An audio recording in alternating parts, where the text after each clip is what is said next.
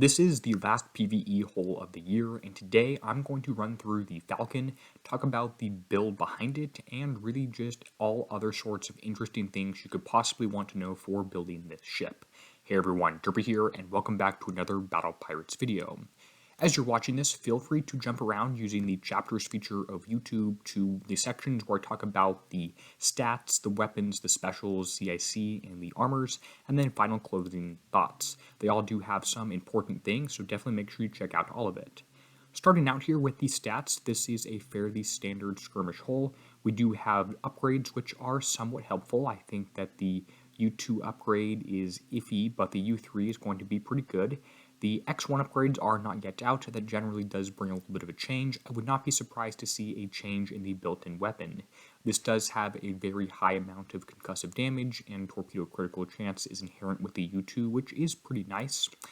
The ship is going to be a pretty fast one. The base combat speed is 41. We do have a little bit of some sonar stuff on here, but the most interesting thing is the built-in razor wing weapons. These are tri-arc weapons, and they actually have one large one out behind you and then one off to either side. I really do not like how these work. Any of these built-in weapons that have a range and a splash but no accuracy are going to randomly fire at some arc inside that range, which is a mechanic I really don't like and I wish they would change. They'll probably won't do that until they get to X1, if they even do. Essentially, projectile speed, all that stuff doesn't really matter because your weapon, your ship, just picks one random thing in that arc to fire at. I don't really like them. I think they might end up being somewhat useful with 5 ships in the fleet, but I digress. Let's go ahead and jump into the weapons. You're going to want to use your new torpedoes if you've got them for sure. That's the Razor Talon torpedo, which is slightly better than the regular Talon torpedo. Don't confuse those names. I think Kixeye just wants it to be a little bit confusing. These are torpedoes. This is a submarine, but there's no surface timer, no cloak time. Don't even worry about anything like cloak efficiency. None of that matters anymore in today's game. For the countermeasure slots, the only ones that will benefit you whatsoever are the Cormorant anti-torpedoes. These are damage type countermeasure, which will be important when we talk about the specials. Using gales won't help. I don't even think there are mortars in the target, and using something like tridents or sprints is not going to help. All these different things in the target are flagged as they can't be shot down by tridents or sprints, so only thing that helps are cormorants. Cormorants also work like gales in that you can have multiple, and having multiple is actually good. That's in contrast to something like MDS-3. If you have 10 incoming torpedoes, you might fire at each one of them more than once if you miss, which again we'll talk about with our last special. In terms of the armors, people were actually having a little bit of a debate about this one. I went ahead and ran some numbers at U3. You'll notice that the old armors give you plus 2% concussive damage and 50k survival. That's the new ones. The old ones right here give you plus 3% damage and 40k survival. Essentially, you'll take about 8% more damage if you use the old armors, but you will kill things 4% more quickly. So you'll have a stronger ship, stronger attack if you use the old stuff that gives the higher plus 3%, where you'll have a lower attack and take less damage if you use the new armor. For that reason, I'm going to use the new armor. I really wanted the old ones to be better so I wouldn't have to redeem them. It's a very, very small difference, and it is enough, and I really like the defense. I want to take 8% less damage. When I have all my ships up to X1, I'll probably be killing stuff fast enough anyway.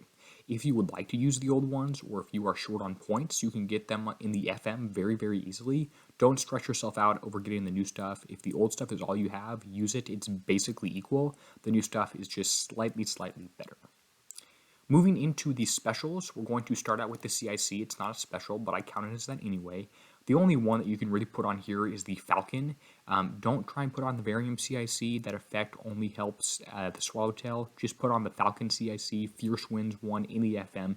It is expensive, but the new 338 target does do quite well. My gambits do it on auto really, really easily. This gives you concussive damage, which is fantastic, and projectile speed, which, to be honest, is quite iffy and isn't that helpful in this target. At least with the current way the X1 or the built-in weapon is without X1, although I don't know what that will be yet. Continuing on with our specials here, the first thing I'm going for is the Swift Strike engine. This gives you 120% combat speed and gives you some nice survival. It is a fairly low difference compared to something like the Neural Network, but it does not have the same exact combat speed. Just make sure you use 5 engines, highest survival you have, highest tier skirmish ones. They're going to help you out here. Other options do include, we do have one engine that does boost your concussive damage actually. So some people were talking about using the Reef Rider engine. I'm not a big fan. I think that's too slow, and the 30k survival is somewhat effective. And the fact that these are different combat speeds means you can't mix and match it. So if you really, really want really high damage, Reef Rider engine is a possibility because of that 10% concussive damage and that 10% projectile speed. I don't think that's worth it, but it is an option there for you.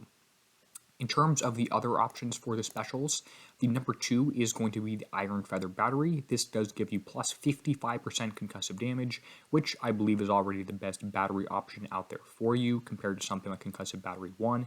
And it does give you some splash damage reduction. I don't really like that stat because it doesn't help against things like torpedoes, for example.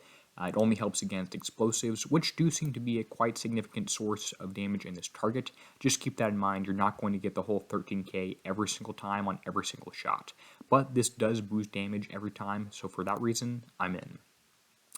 The next one I'm going for is going to be the Shadow Strike system. This is the tier 10.5 one, gives you concussive damage and concussive reload, which is pretty nice here. If there was a better one, I would go ahead and use that one, but if we just do a quick search for concussive damage, we're going to find that nothing else comes up that's not blocked in. We'll even search concussive over here too, and well, we do have 3 other specials we're coming back to. Shadow Strike system is the first one I'm starting with. In terms of the other ones that came out with the whole, we do have the Hyperscan system. This one is going to be quite nice, plus 200% torpedo critical damage. It's essentially an escalation over the previous iterations of the Blister Bay, things like that. So this is going to be the one you want to go for. The critical stuff stacks very, very well with your R&D and other things you've already got on the whole. We also can have the option to use the Gutter Shoot Exhaust. The plus 30% concussive reload is pretty nice, although not game-breaking by any means. We also do have the option to go for the Damage Diffusion System 2. This will give you movement speed and evade and splash damage reduction.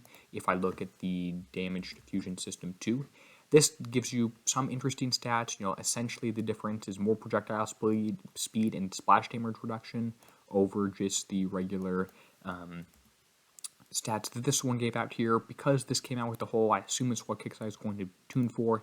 I like the reload on here. If you look at the reload time, you're at 5.4 seconds before all the buffs and things like legendary rank. I think reload is going to be more important than splash damage reduction, bottom line. If that was 20k pure survival, you might have more of a chance of using it, but you don't really. The last special I'm going to talk about here is going to be a countermeasure special. I said it would be important that these torpedoes were damage type countermeasure. Because they are, I'm going to go for the special that boosts damage type countermeasure, which is actually a limited one, although there are a few unlimited options as well if you are pretty far behind on some stuff. Some of this, like Gala, is not a bad idea. However, the best countermeasure for the skirmish hull in particular is going to be the Kenjutsu countermeasure system, because this increases the accuracy of your torpedoes, your concussive torpedoes, and it also increases countermeasure range and countermeasure reload. There is no current special in the game for PvE that boosts countermeasure accuracy, so you're just booting countermeasure range and reload, and then giving yourself a little bit of buff to your attack in terms of your accuracy if the enemy has really high evade, which the VXP targets, they don't seem to be crazy, but whatever. And then the 12k survival is not bad either.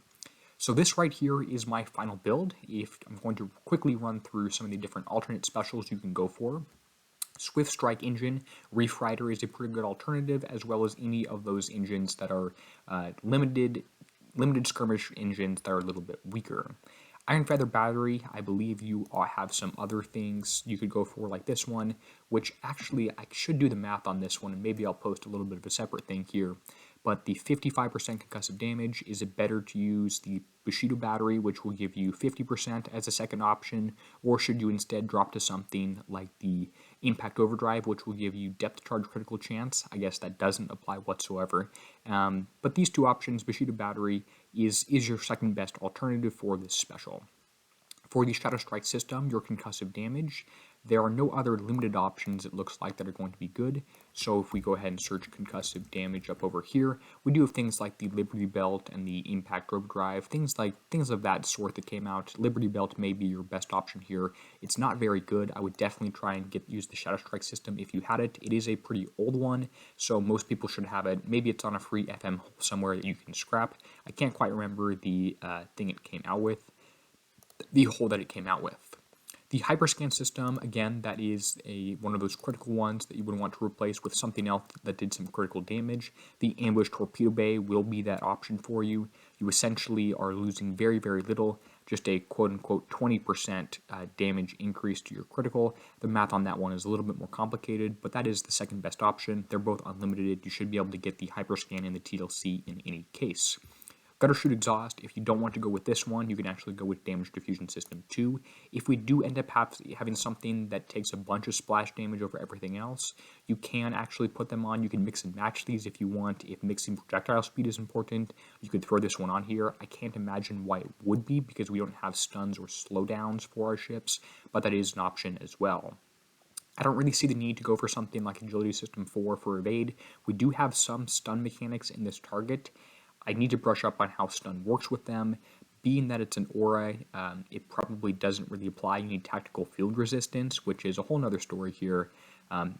But I wouldn't drop for anything too weird or unusual. You know, maybe this splash shield is useful, maybe the Agility System 4 is, but that stun was so short, you should be able to avoid it in most cases. Like I said, I like Gutter Shoot Exhaust. Damage Diffusion System 2 is an alternative if you want to choose that one, or you don't have the Gutter Shoot Exhaust to use. Kenjutsu's Countermeasure system, look for the best countermeasure special out there, which is probably this Praetorios defense system, which is worse and doesn't have those skirmish benefits, so I like this one for sure. I like the idea of having 10 cormorants across the entire fleet here, or just 8 for the first raid if you're only building 4 ships, which is something I usually do. I don't see the need to have a dedicated countermeasure ship. In fact, you can't, well, I guess you could have all your countermeasures on one ship, which would be nice. I don't really think that that's needed this particular raid cycle. I think all ships will still benefit from having a Kenjutsu's Countermeasure system, and there's not a lot you can put on here that will not mess you up too badly and will give you concussive damage if you were to go a dedicated CM ship and a dedicated, other ships. There are some options which will help you. Maybe that's something like concussive upgrade. I don't really see the use or purpose for that one. I'm going to keep it simple and build 4 or 5 ships all identical. This was kind of a longer video. I hope you did use those chapter features to jump around and see some of the important bits. If you do have more questions on some of this stuff, definitely go ahead and let me know in the comment sections down below, and I'll do my best to get back to you. With that said, I want to go ahead and say thank you to those whose names appear on screen now. They're supporting the channel. You can too by clicking the join button down below. With that said, and until next time, this is going to be Derpy signing out, helping you be a better pirate.